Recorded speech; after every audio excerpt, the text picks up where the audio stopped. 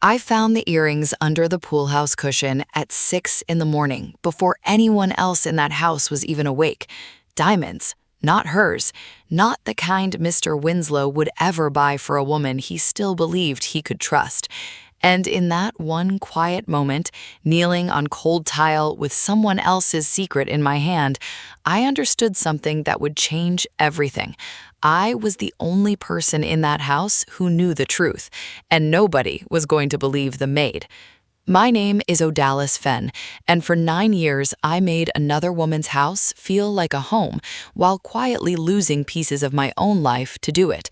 I ironed shirts I'd never wear, cooked meals I'd never be invited to sit down for, and learned the particular kind of loneliness that comes from being trusted with everything except respect. I tell you this not for sympathy, but so you understand why what happened next nearly broke me, and why, in the end, it didn't. When I first came to work for the Ragsdale family, I told myself it was simple.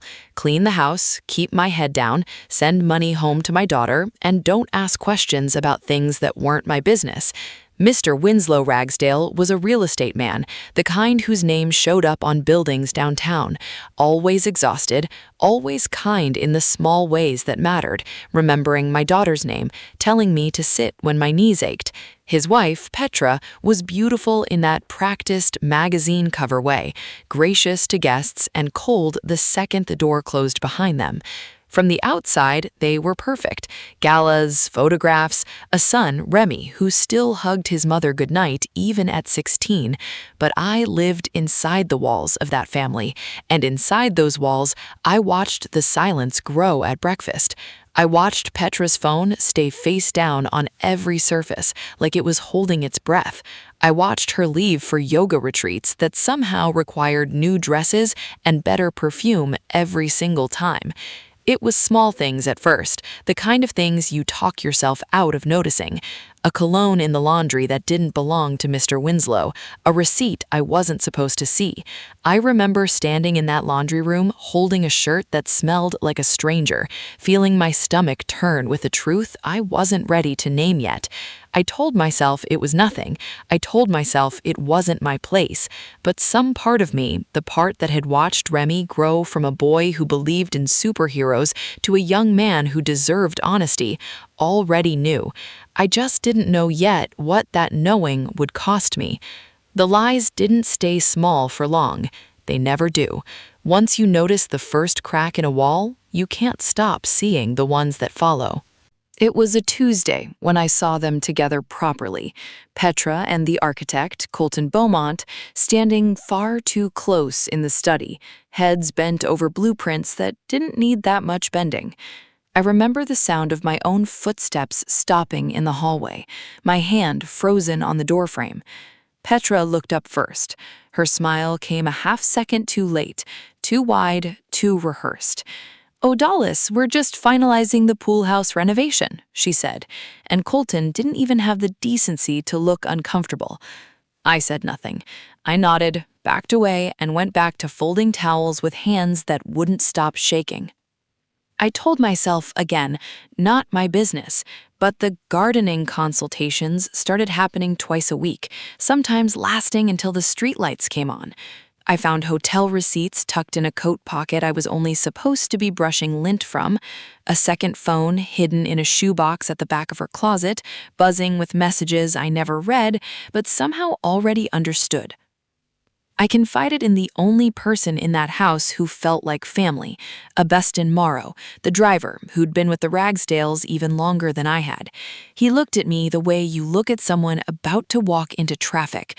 "Rich people's secrets," he said, "have a way of burying poor people who talk." I heard him. I understood the risk, but I kept thinking about Remy, about the way he still hugged his mother goodnight, about Mr. Winslow working himself thin to build a life he thought was solid underneath him. So I tried. Gently, carefully, I told Mr. Winslow that something felt off, that Petra seemed distant, distracted, gone more than she used to be. I watched his face change, not into suspicion, but into something worse, embarrassment. Embarrassment that I'd even suggested. He waved it off with a tired laugh, told me I was imagining things, that Petra loved this family too much for that. I remember standing there afterwards, replaying his words, wondering if I'd made a mistake. Maybe I had misread it all. Maybe loneliness had made me suspicious of a woman who was simply tired, simply busy, simply human. But that night, I saw Petra's car pull back into the driveway at 11:40, headlights cutting through the dark like a confession. She walked past me in the hallway smelling like someone else's cologne and smiled like nothing in the world was wrong. That was the moment I stopped doubting myself, and the moment I understood the truth I was carrying was about to cost me everything. I stopped sleeping well after that night. Every time I closed my eyes, I saw Remy's face, trusting and unaware, and I knew I couldn't carry this alone anymore. Suspicion is a heavy thing to hold in silence, but proof is heavier still, and I was about to find more than I ever wanted. It happened on a Sunday afternoon. The exterior camera by the pool house, the one everyone assumed had stopped working months ago, had quietly kept recording the whole time. I found the footage almost by accident, searching for something else entirely. And there it was, Petra and Colton, in an embrace that left no room for excuses, no blueprints, no innocent explanation. My hands were trembling so hard, I could barely hold my phone steady enough to save it. I want you to understand, I didn't feel triumphant. I felt sick, because I knew what came next would break a family, and I knew exactly who would be blamed for breaking it. I brought the footage to Mr. Winslow myself. I remember his face as he watched it, the color draining from him, disbelief turning to devastation in real time. He didn't yell. He just went very, very quiet, which somehow frightened me more. But Petra found out. Somehow, she always finds out. She came at me in the kitchen, voice rising with every step, and I felt the whole house go still around us. "You've always been jealous of what I have," she screamed. "Maybe you want him for yourself. Is that it, Odalis? Is that what this is?" I tried to speak, tried to explain, but she wasn't listening anymore. And then her hand came across my face so fast I didn't even see it coming. The slap echoed through that kitchen louder than anything I'd ever heard in that house. My cheek burned, my eyes filled with tears I refused to let fall in front of her. Remy stood frozen in the doorway, watching his mother scream at the woman who tucked him into bed 1,000 nights before. Mr. Winslow didn't defend me, not fully. He stood there, torn between the wife he'd built a life with and the truth I'd handed him. And in that silence, I understood exactly where I stood in that house. Within the hour, I was packing my bag with hands that still wouldn't stop shaking, escorted to the gate like I was the one who had done something wrong. I sat in my car outside those iron gates for a long time, mascara running, chest aching, replaying every moment that led me there. 9 years of loyalty, and it ended with a slap and a locked gate behind me. I remember thinking, through the tears, I told the truth and it cost me everything. I had no idea yet that the truth was far from finished with the Ragsdale family. For 3 weeks, I sat in my small apartment, jobless, replaying that slap over and over, wondering if telling the truth had been worth losing everything. My daughter watched me stare at unpaid bills and forced smiles I didn't mean, and I started to believe Augustine had been right all along, that truth is a luxury poor people can't always afford. Then, one evening, my phone rang. It was Delphine O'Coffer, Mr. Winslow's sister, a woman I'd only exchanged polite greetings with at holidays. Her voice was steady, careful. "I heard what happened," she said, "and I believe you." I remember sitting down hard on my kitchen chair because those 4 words undid something in me that the slap hadn't. Someone finally believed me. Delphine had never trusted Petra, not since the wedding day. When rumors reached her through Augustine, she'd quietly hired her own investigator, and what they found went far beyond what I'd already seen.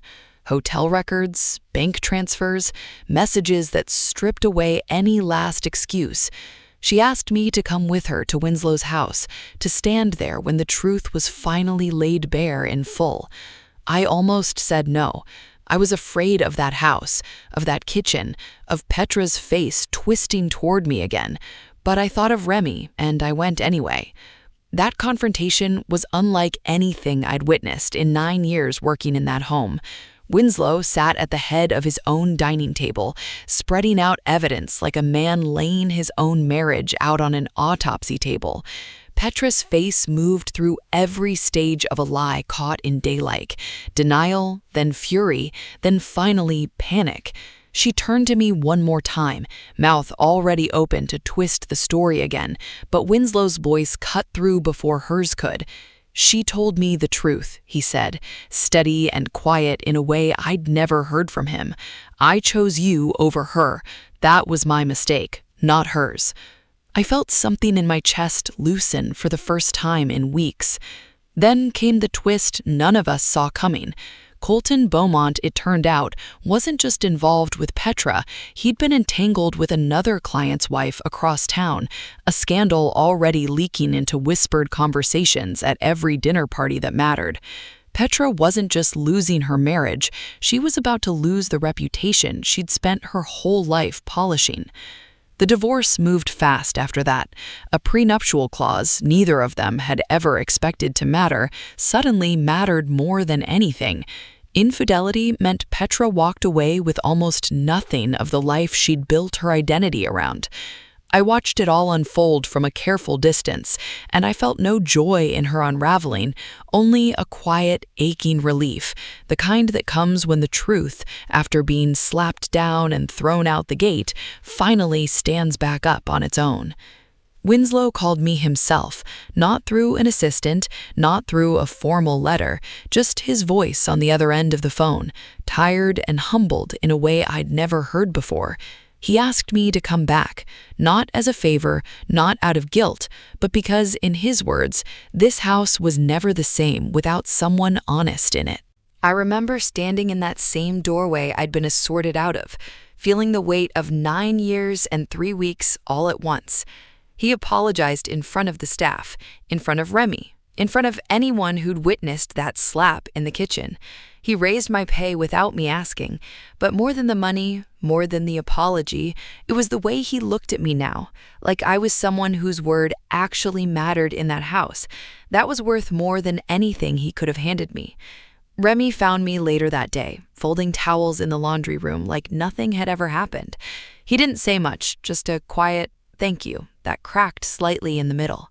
He was 16 and already understood more about loyalty and truth than most adults twice his age.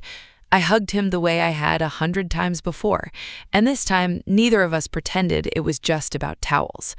As for Petra, I heard about her the way you hear about people who once had everything, secondhand, in passing, through people who used to call her friend. She was rebuilding somewhere smaller, quieter, without the house, without the name, without the security she'd traded her marriage to protect in the first place. I felt no satisfaction watching that unfold, only the quiet understanding that some things simply catch up to us, whether we're ready or not. I went back to work in that house, but I walked through it differently now, not as someone invisible, tolerated, easy to dismiss, as someone who had told the truth when it cost her everything and lived to watch that truth outlast every lie built on top of it. I didn't do any of it for revenge.